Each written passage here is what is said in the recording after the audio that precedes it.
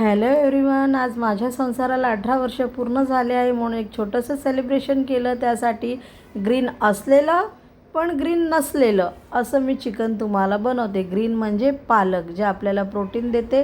आणि मी त्यासाठी हे बघा स्वच्छ असा पालक धुवून घेतलेला आहे. पालक धुतल्यानंतर त्याला आपण बाजूच्या चाळणीमध्ये ठेवूया. त्याच्यामधलं एक्स्ट्रा पाणी असेल ते निघून गेलं पाहिजे आणि म्हणजे कसं ते आपल्याला बॉईल करायला इझी पडेल. इकडे एका भांड्यामध्ये मी 2 टोमॅटोचे 4 कापं करून त्याला शिजवून घेतलेलं आहे.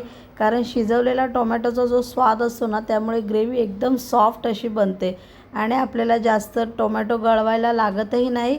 कारण ते थोडंसं टोमॅटो जर जाडं असेल तर सार आपला असा पातळसारखा होतो. त्यामुळे आपण टोमॅटो शिजवून घेऊया आणि मग त्याच्यामध्ये ही पालक ॲड करूया. पालक ॲड केल्यानंतर आपण हे दोन्ही एकत्र शिजवूया. हे बघा असं मस्तपैकी यांना उकळी आली ना की आपण एक वेगळे असे टोमॅटो काढून घेऊया. आणि त्याच्या आधी आपण इकडे बघूया, मस्तपैकी असं चिकन धुवून घेऊया आधी. हे बघा आता आपण चिकन मस्त धुतलेलं आहे. चिकन धुतल्यानंतर त्याच्यामध्ये आपल्याला मॅरिनेटसाठी थोडे इन्ग्रेडियंट टाकूया. हे बघा, हे थोडंसं दही घातलेलं आहे. त्यामुळे दहीमुळे चिकन आपलं मस्त सॉफ्ट लवकर शिजतं आणि त्याला आतून असे मसाले लागतात. हे बघा, हा मी मालवणी मसाला घातलेला आहे, हा जो घरगुती आहे. आणि ही मिरची पावडर, ही जी बाजारी आहे.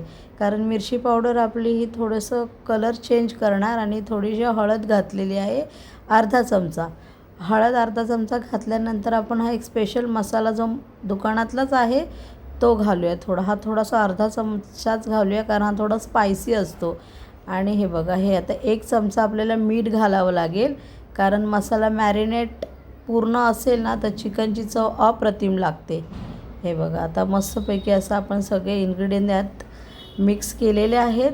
आणि आता हे एकदा आपल्या वाटणचा आपण मसाला बघूया. बघा, ही कोथिंबीर, त्याच्यानंतर ही कोथिंबीर आहे, ही आहे अद्रक, ही लसूण आणि थोडा पुदिना आणि ह्या 5 हिरव्या मिरच्या, एक लाल घेतले कारण ती थोडीशी आपला कलरही चेंज करेल. आणि हे बघा, असं हातानेच आपण मिक्स करून घेऊया.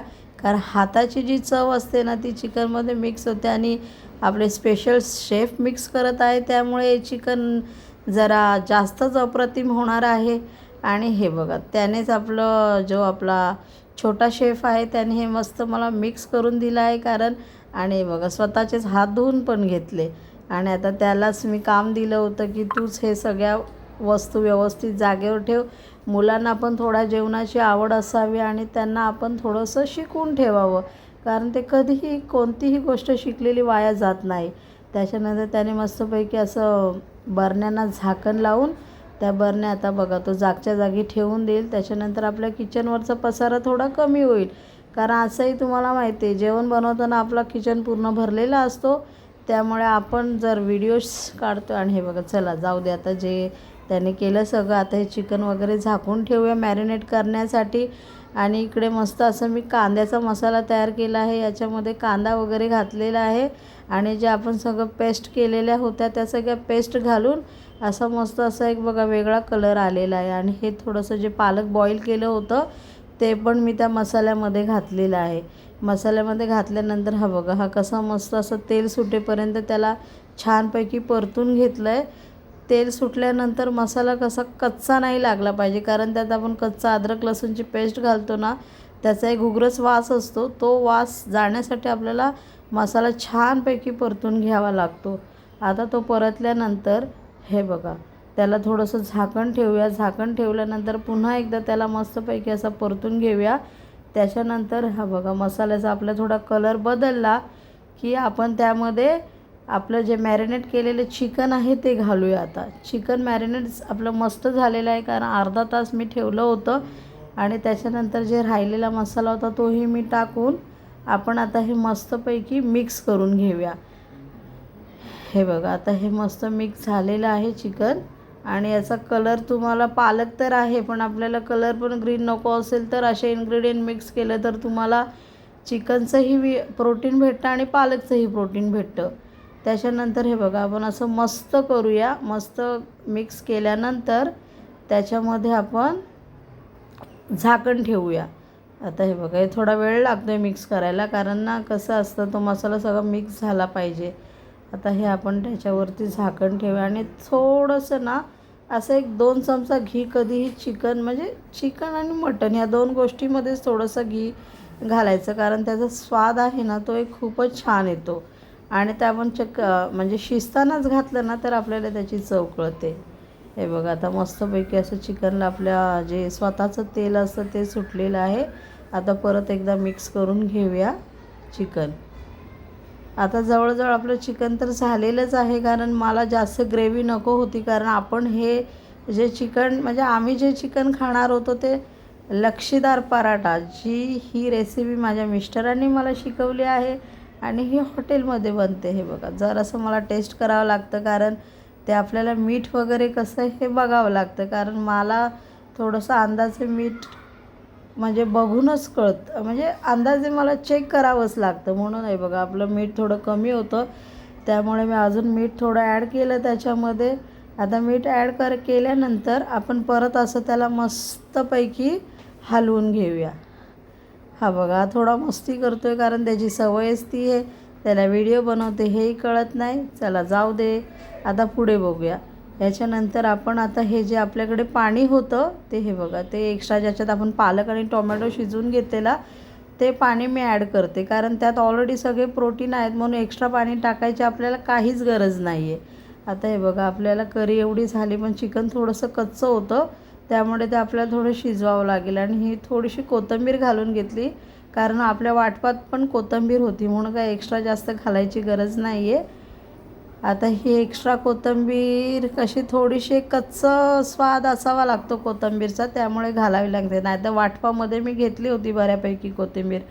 आता मी इथे आपलं मस्तपैकी चिकन शिजू दे, तोपर्यंत आपण बघूया पराठे. बघा मी पीठ आधीच मळून ठेवलेलं होतं, त्याच्यानंतर एक छोटासा तुम्हाला पराठा दाखवते, लच्छीदार पराठा. अशा चिकनबरोबर खूपच छान लागतो, तुम्ही नक्की ट्राय करा. आपलं पीठ नॉर्मलच आहे, थोडंसं सॉफ्टवालं मळायचं आणि त्याच्यानंतर तुम्हाला जेवढे पराठे हवेत त्याचे तुम्ही आधीच गोळे करून घ्या, कारण नंतर आपल्याला तो अंदाज समजत नाही. त्यामुळे आता मला 4च बनवायचे होते, कारण हे थोडेसे हॅवी असतात आणि मोठे असतात, त्यामुळे 4च बस होतात पराठे आम्हाला. आम्ही एकजण एकच खातो. आता मला हे सगळं डिवायडेड करायला लागेल, कारण आपल्याला पीठ सगळं इक्वल झालं पाहिजे.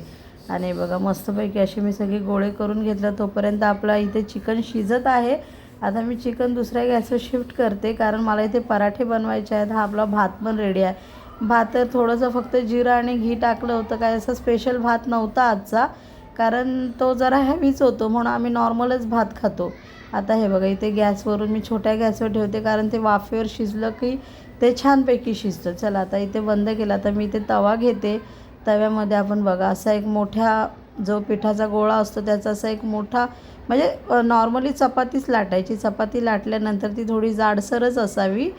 जाडसर चपाती लाटल्यानंतर आपण त्यावर बघा घी ॲड करूया, आणि घी ॲड केल्यानंतर पूर्ण अशी आधी गोल करायची. त्याच्यानंतर थोडंसं घी असं त्यावर परतून सगळ्या चपातीला ज्या आपल्या पसरून घ्यायचं.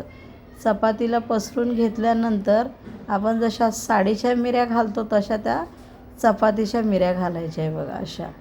असं एक फोल्ड मारून एक फोल्ड, आणि तोच तेलाचा हात तिथे पसरला ना, हे बघा अशा 4-5 घड्या घातल्या की ते पराठे असे मस्त करून त्याचा आपण परत एक रेडीमेड उंडा बनवायचा. हा बघा असा उंडा बनवला की ते एक्स्ट्रा पीठ आत घालून त्याला हाताने, आणि ह्या पराठ्यांना सुखं पीठ लावायची गरज नसते, हे तेलावरच भाजता येतात. आता याच्या घड्या असल्यामुळे हे बघा तुम्ही जेवढा मोठा कराल तेवढा मोठा तो पराठा होणार. हा बघा तुम्हाला जितका करता येईल तितका मोठा करू शकता, पण मी माझ्या जेवढा पोलपट आहे तेवढाच मी करेल, आणि मी त्याच हिशोबाने ते पिठाचे गोळे घेतलेले आहेत. आता हा आपल्याला उचलता येणार नाही, कारण याला पीठ नाही आहे, मग आपल्याला ह्याला लाटण्याच्या साहाय्यानेच उचलावं लागेल.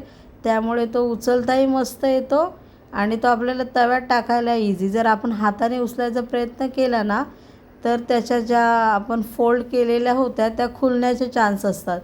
त्यामुळे आपण थोडंसं हे बघा आधी तूपच लावून घ्यायचं, कारण आम्ही ॲक्च्युली म्हणजे आम्हाला जास्त तर कच्चं तूप आवडतं. पण आता ह्या पराठ्यासाठी मी थोडंसं पराठा झाल्यानंतर मी वरून टाकणार आहे बघा असा, ह्याला गोल फिरवून तो तसाच तव्यामध्ये घालायचा. आता त्याला थोडंसं वरून तूप लावायचं. तूप लावल्यानंतर तो एक साईडने पूर्ण शेकला की मस्त असा पराठा शेकून घ्यायचा. आणि हे बघा आपलं रेडी झालं आहे.